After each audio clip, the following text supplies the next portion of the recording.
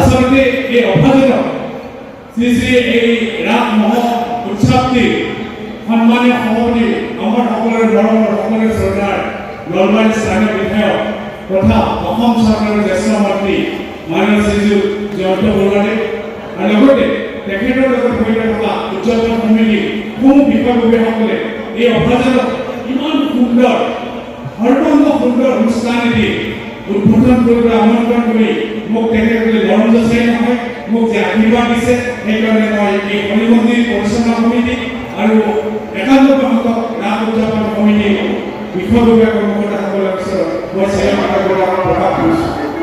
লগতে মই আশা কৰিছোঁ আপোনালোকে জানে সকলোৱে জানে উত্তৰ ভাৰতবৰ্ষৰ ভিতৰত হৈছে এই নলবাৰী ৰাস আটাইতকৈ সৰ্বাংগ সুন্দৰ উৎকৃষ্ট এটি অনুষ্ঠান, যিটো অনুষ্ঠানে সকলো জাতি ধৰ্ম নিৰ্বিশেষে সকলোকে একাকাৰ কৰি পেলায়। এই ৰাস মহোৎসৱটি হৈছে নলবাৰীৰ আৱেগ, নলবাৰীৰ অনুভূতি। নলবাৰীৰ সৰ্বোচ্চ ব্যক্তিয়ে এই ৰাস মহোৎসৱটিৰ লগত জড়িত হ'বলৈ পাই নিজকে ধন্য মানে, নিজকে গৌৰৱান্বিত কৰে। আৰু মই এই নলবাৰীৰ এজন সন্তান হিচাপে এই ৰাস মহোৎসৱত আহিবলৈ পাই মই ধন্য মানিছোঁ, নিজকে গৌৰৱ মানিছোঁ।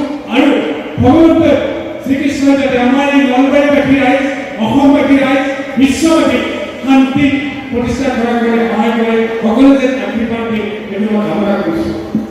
এই শ্ৰদ্ধাভাজন ধৰ্মপাল ৰাইজ আপোনালোক সকলোৱে জানে, মোৰ বন্ধু অনুযায়ী ইতিমধ্যে কৈছে আচলতে ৰাসৰ লগত সংগীত, নাচ, সংস্কৃতি উৎপন্ন হ'ব লাগিব।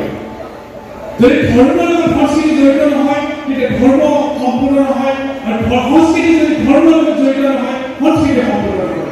আমাৰ গুৰুজনাই তেখেতে ধৰ্ম প্ৰচাৰ কৰাৰ কাৰণে সংস্কৃতিৰ আলোক লৈছে, একাধিক নাটকে ধৰি বিভিন্ন সংগীতৰ চৰ্চাৰে নিজৰ ধৰ্ম প্ৰচাৰ কৰিছে।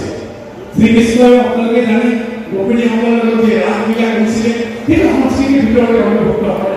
সেইকাৰণে মই ক'ব খুজিছোঁ সংস্কৃতি আৰু ধৰ্ম হৈছে ইটো পিঠি আৰু ইটো পিঠি, ধৰ্ম আৰু সংস্কৃতি ইটো পিঠি আৰু ইটো পিঠি।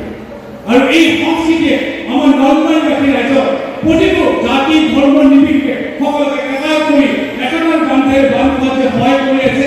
তাৰ কাৰণে সঁচাকৈ আমি এই ৰাস উদযাপন সমিতি আমি সহায় ল'বই লাগিব।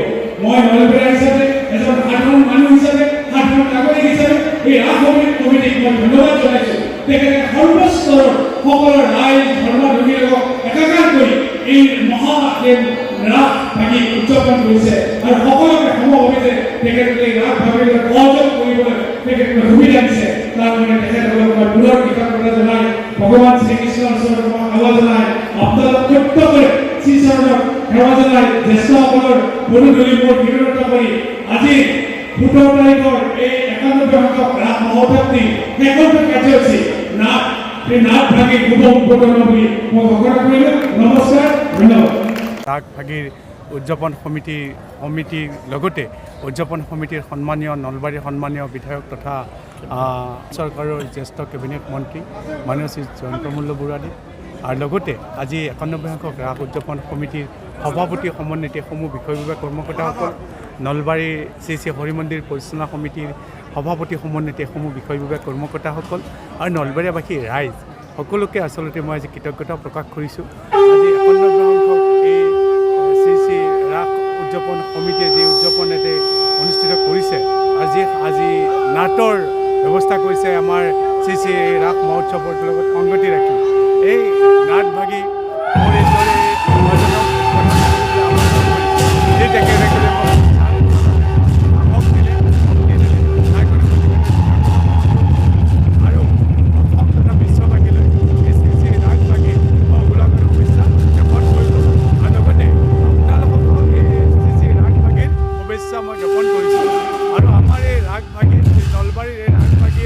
আচলতে নলবাৰীবাসীৰ আন্তৰিকতা, শ্ৰদ্ধা আৰু নলবাৰীবাসীৰ আৱেগ জড়িত হৈ আছে।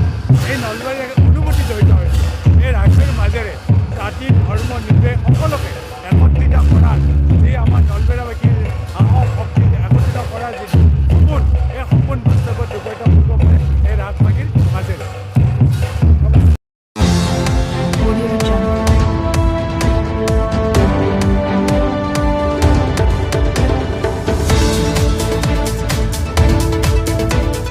নিউজ ডেস্ক ৰিপোৰ্ট ইত্যাদি A to Z।